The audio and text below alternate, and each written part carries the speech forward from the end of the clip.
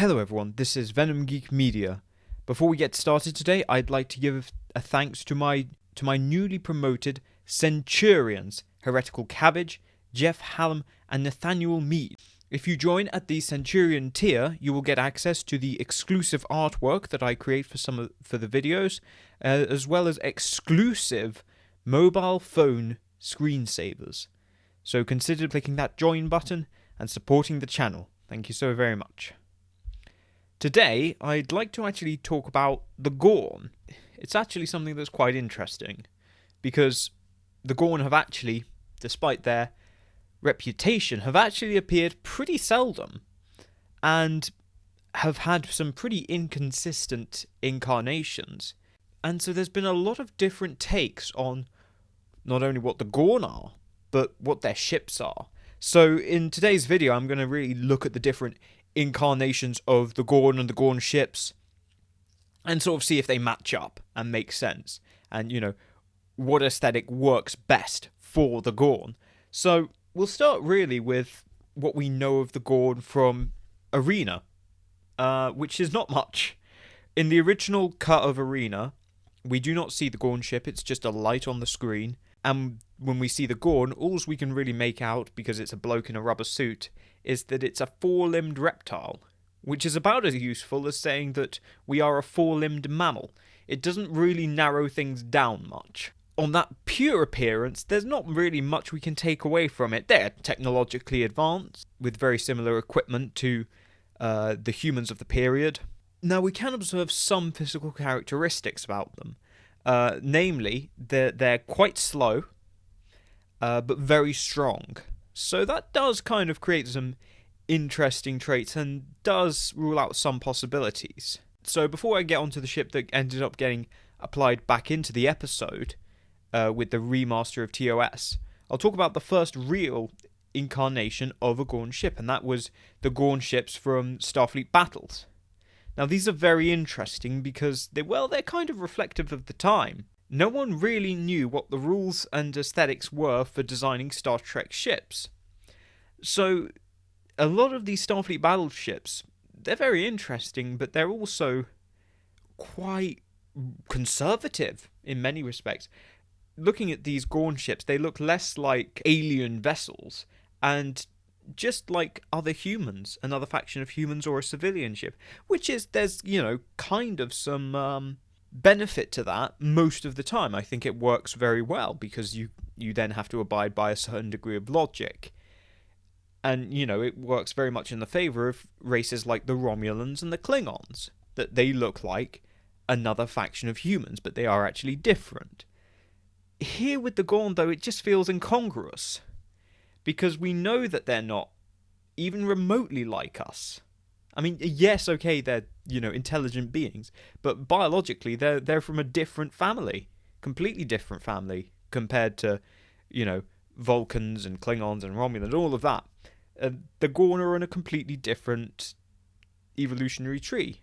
So for them to have such similar ships to us doesn't really make sense. I like the ships, and I like them as just background and backdrop to the 23rd century. I think they fit very well, and they fit definitely very well with the TOS aesthetic, but I don't feel like they are appropriate for the Gorn. I think they really just kind of undersell the Gorn and like I say, it's kind of a bit incongruous with what we see. I can't imagine any reptile flying these ships. So that really brings us to the first incarnation we get. The next incarnation, I believe, now this is all before my time, so correct me if I do make a mistake, but we then, of course, we do get them in FASA. Now, I actually quite like these, but they do make particular... I like these because they are very clearly intended for a very specific reptile. These are very tanky, very bulky, very simplistic ships. They're green coloration. They're heavily armored. They're green. They're heavily armored. They're very simple and bulky and tanky. They are crocodile ships, effectively. They resemble crocodiles very heavily.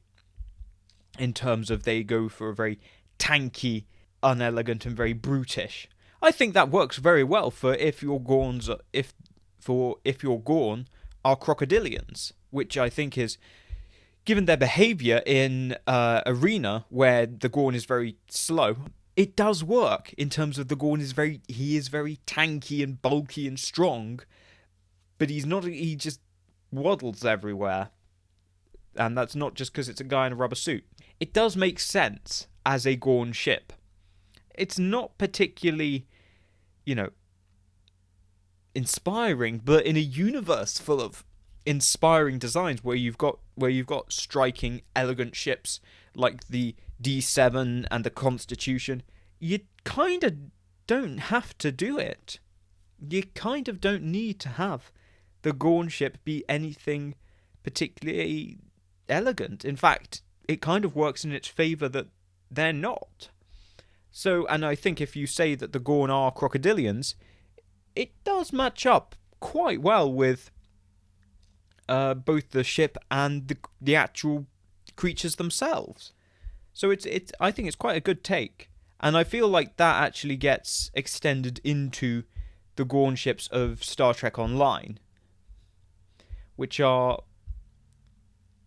a little less brutish. They've got a little bit more elegance, but they are still very reasonably simplistic. So I think it does feed into that aesthetic reasonably well. And the Gorn in Star Trek Online, as far as I'm aware, are more crocodilian. So it kind of fits with that whole style. Like I say, it feels like it's continuing the FASA design philosophy. So that then really brings us to the third one. It's actually, I presume, came before the Star Trek Online. But for the TOS remaster, Maiku Kuda designed a Gorn ship to be seen in the episode. I really like it, and it's definitely very TOS. You've got the engines, and you've got the very sleek lines. It's very elegant, and it's different. It's four-nacelled, which is actually very unusual for TOS. But I won't say that it's not reptilian. I think it is reptilian. It is not crocodilian. It more resembles either the ship of snakes, something very serpentine. It's got a very, sleek serpentine feel. It's very agile looking. Or almost a Velociraptor. Now, that was kind of hinted at in the Mirror Darkly Part 2, where Archer fights a CGI Gorn, and it's a bit more dinosaur-y. But even more so where it comes in is the Star Trek 2012 game. Now, probably no one has heard of that, and don't worry about it. It's not great. It's fun. But in that game, you fight the Gorn. And in the game, they're much more sort of animalistic. They're much more dinosaur-y. They're much more Velociraptor-like. They're very agile and quick, and they have big tails, and there's a much more animal feel to them rather than most other incarnations, which is a very upright humanoid thing. Like the Gorn of the games are not really they're semi bipedal, much like Velociraptors. They have this so there's a real sense of agility, and there's very sleek designs, or like lizards. These Gorn, I can actually imagine piloting a ship like the one we got in TOS Remastered. I think it works very well for that. Even if that was unintentional, Maiku Kuda was not designing it for that particular incarnation, but they seem to match up very well.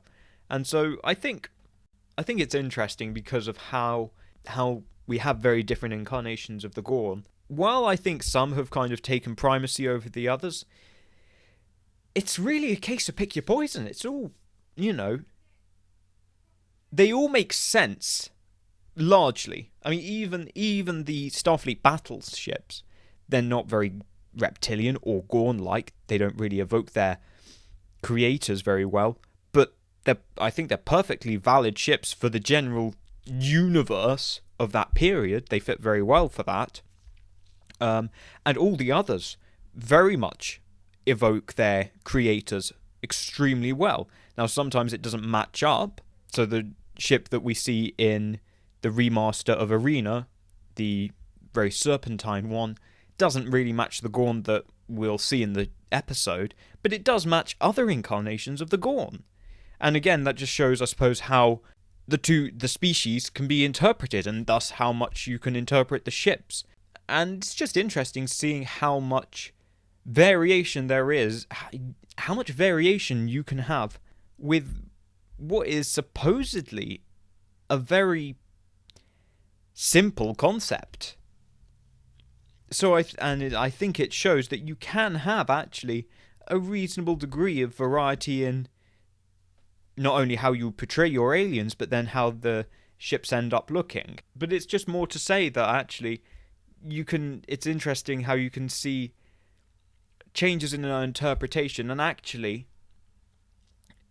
even with those changes, there are ways that you can still match and mesh things together in order to produce something that still fits with not only with the universe. I think all these ships fit with the universe, and fit with the creatures, even if not the creatures that they're intended to fit with.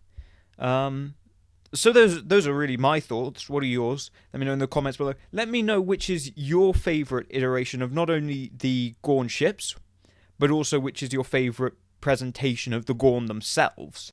And I will see you guys in the next video.